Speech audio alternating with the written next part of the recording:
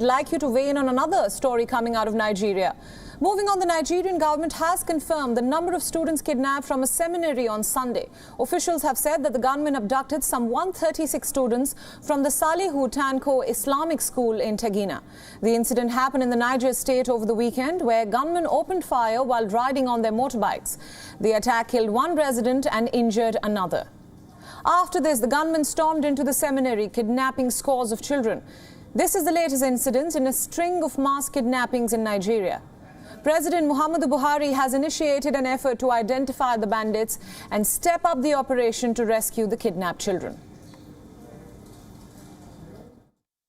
We also confirmed the government had ordered all boarding schools in the area to temporarily revert today.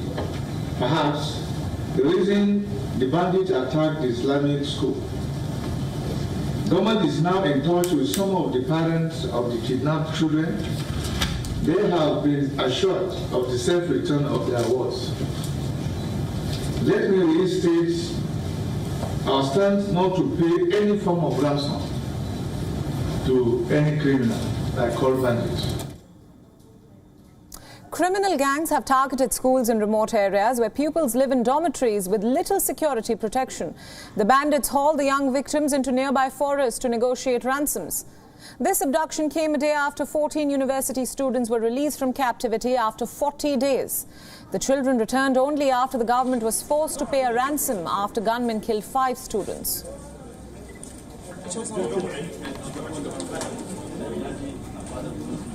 Now for more, Phil Ihaza is still with us on this broadcast from Abuja, Nigeria with the latest. Phil, thanks for staying with us. Another abduction in Nigeria, this time from an Islamic seminary. What do we know about the motive, and is this yet again a kidnapping for ransom?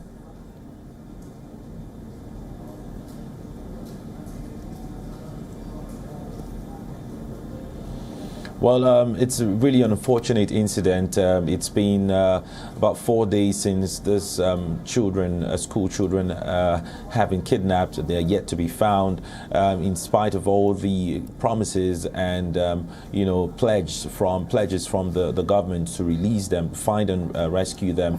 But we know that there are updated information. The fact that before now it was estimated that at least 200 of those school children were kidnapped, but the government has come to say that it's actually 136 of them that are yet to be found. The parents of the children have been protesting. They've been at the government house and different security formations, also putting pressure on the government to do more to release their children. Also, we know that the gunmen have demanded ransom, but the state government has, like you played in that video there, that was the deputy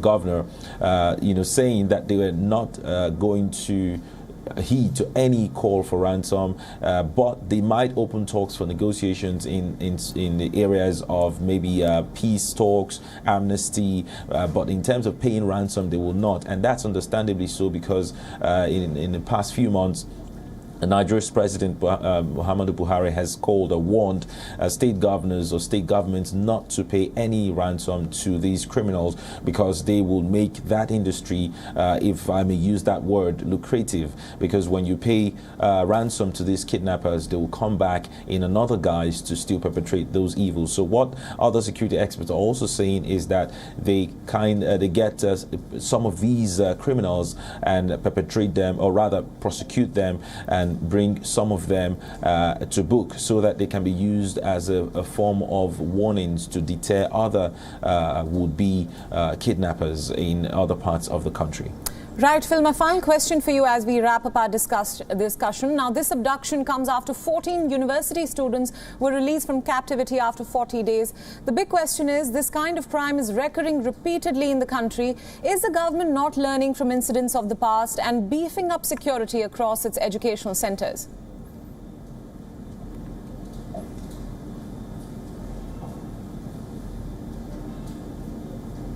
Well, indeed, the government has come out repeatedly to say that different parts of the country have been beefed up in terms of security, especially with the new wave of kidnaps happening in schools and other institutions alike. So, but security experts have said that our security formation is stretched thin, with the fact that the same country is tackling insurgency that has gone on for over 10 years, and in the northeast it's also tackling kidnappings in different parts of the country, especially in the northwest and north central. It is also tackling some kind of insurrection in the southern part of the country, especially the southeast, where we're finding different groups agitating for whatever reason. So we're looking at a country that has different fronts of insecurity challenges, tackling all of them at the same time. And so there are calls for community policing, there are calls for state of emergency. I mean, it's a point where actually,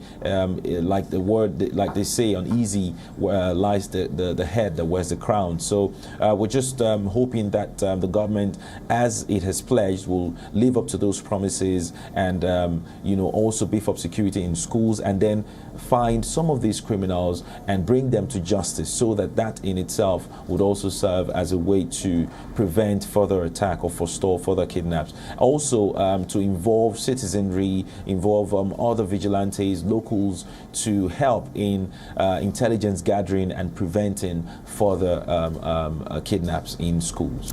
Right, Phil, we'll leave it there. Thank you so much for joining us on this broadcast with all the latest inputs.